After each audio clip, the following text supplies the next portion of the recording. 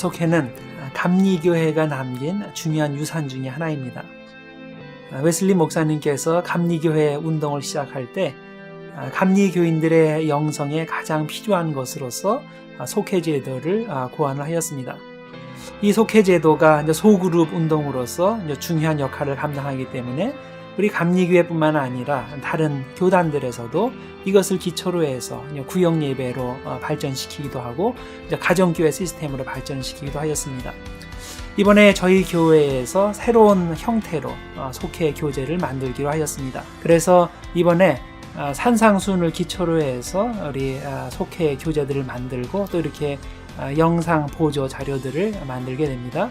여러분들 이 교재를 잘 이용하시고 또 보조 영상 자료들을 잘 이용하셔서 우리 속회 사역에 보다 깊이 들어갈 수 있도록 해주시기를 바랍니다. 그리고 이것을 통해서 온 교우가 함께 영성이 깊어지는 그런 계기가 되기를 바랍니다.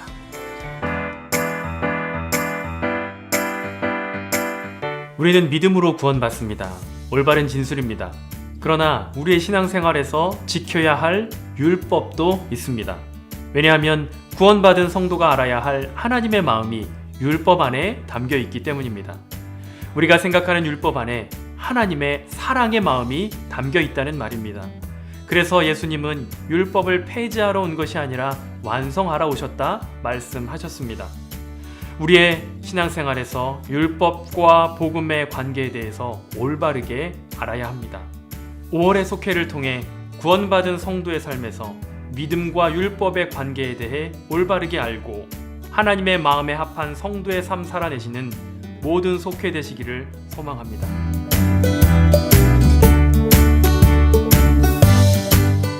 오늘은 율법과 복음의 관계에 대해서 생각해 보려고 합니다. 대개 복음과 율법은 서로 상관이 없거나 반대 관계에 있다고 생각하는 크리스천들이 많이 있습니다. 구원받기 위해서는 율법이 필요 없다고 생각하는 거죠.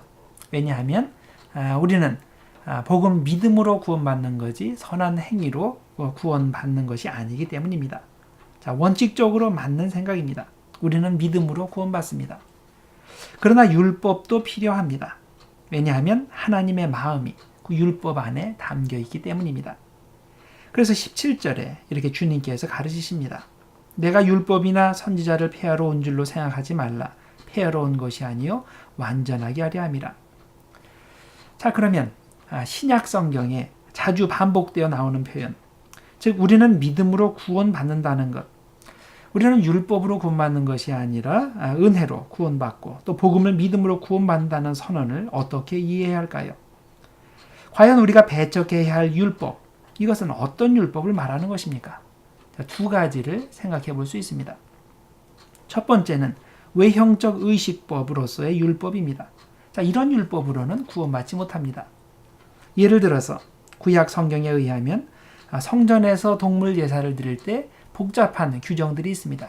자, 그 규정대로 하지 않으면 하나님께서 그 예물을 받지 않으십니다. 또 음식법도 있죠. 뭐는 먹을 수 있고 뭐는 먹어서는 안 되고 이런 규정들이 있습니다. 또 구약 시대에만 속한 것들이 있는데 가령 사람이 어떤 부정한 것에 특히 죽은 시체에 이제 가까이 갔을 때 이것은 해라 하지 말라 이제 그런 그 의식에 관한 그런 규정들이 있습니다. 자, 이런 것들은 구약 시대에만 속한 것으로서 예수님께서 오실 때 다 폐지된 것들입니다. 사도행전 15장에서 사도들이 선언하는 것이 바로 그런 것들입니다. 그런 것들은 신자들의 영혼을 불필요하게 얽매이는 것이기 때문에 반드시 폐지되어야 한다는 것입니다. 자, 그래서 이런 이유로 현재 우리는 동물 제사를 드리지 않습니다. 성전 기물과 장식과 의복에 관한 규정을 지키지도 않습니다.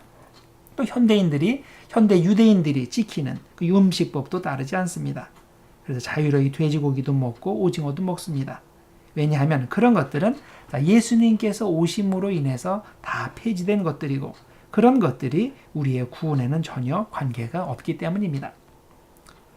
자, 두 번째 구약의 율법이 의미하는 바는 도덕법입니다.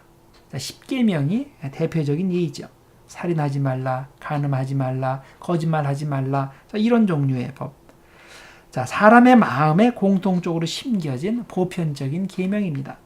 이 도덕법은 모든 인간의 마음에 새겨진 기본법으로서 하나님의 영원한 뜻이 담겨 있기 때문에 절대로 폐지될 수 없는 겁니다. 구약 시대에는 아직 사람들의 정신이 발달하지 않았기 때문에 그 시대가 감당할 만한 수준의 도덕법이 주어졌던 것이고, 예수님이 오신 후에는 그 도덕법의 근본까지 들어가서 하나님의 원래 의도를 100% 순수하게 밝혀주신 것뿐입니다. 물론 도덕법의 경우에도 겉으로 보이는 문자의 수준의 법만 지켜서는 구원받지 못합니다. 하나님은 우리의 외면의 행동을 보시는 것이 아니라 내면의 중심을 보시기 때문에 내 마음속에 하나님이 주신 도덕법을 진심으로 순종할 때만 구원받을 수 있는 것입니다.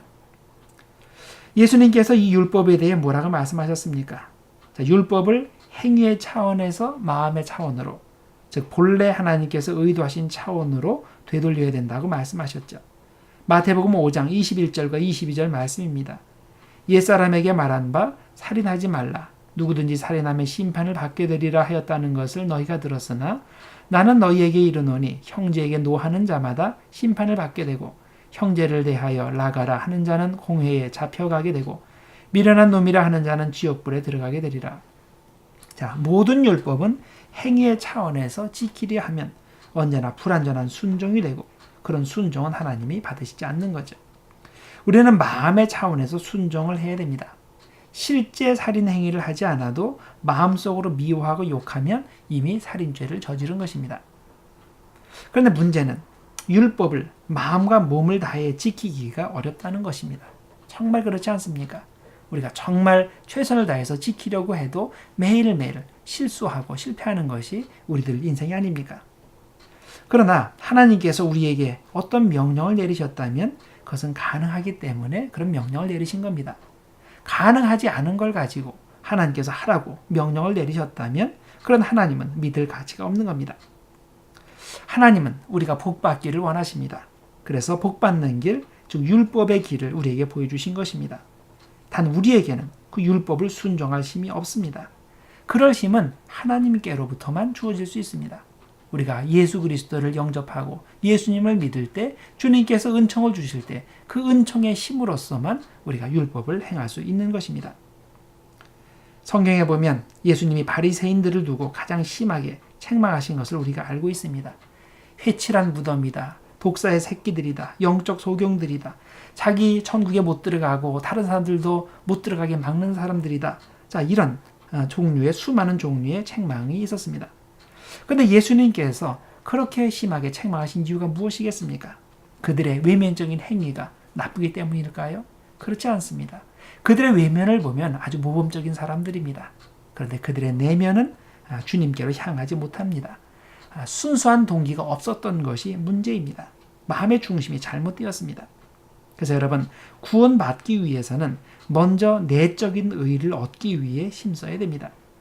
주님께서 팔복에 가르쳐주신 내용, 마음이 가난하고 애통하고 온유하고 청결한 상태가 되는 것, 여기에 힘써야 됩니다.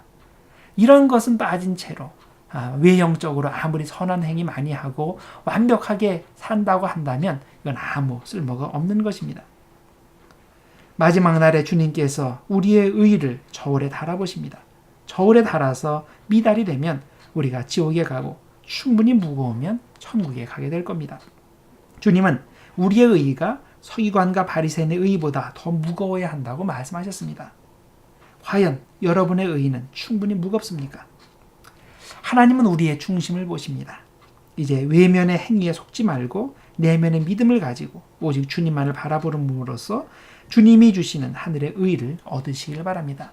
믿음으로 얻는 의, 이것이 천국에 가는 의입니다. 그래서 내면의 의와 외면의 의가 일치하는 신실한 신앙인들 모두 되셔서 모두 구원의 기쁨에 참여하는 우리 모두가 되기를 주님의 이름으로 축원합니다.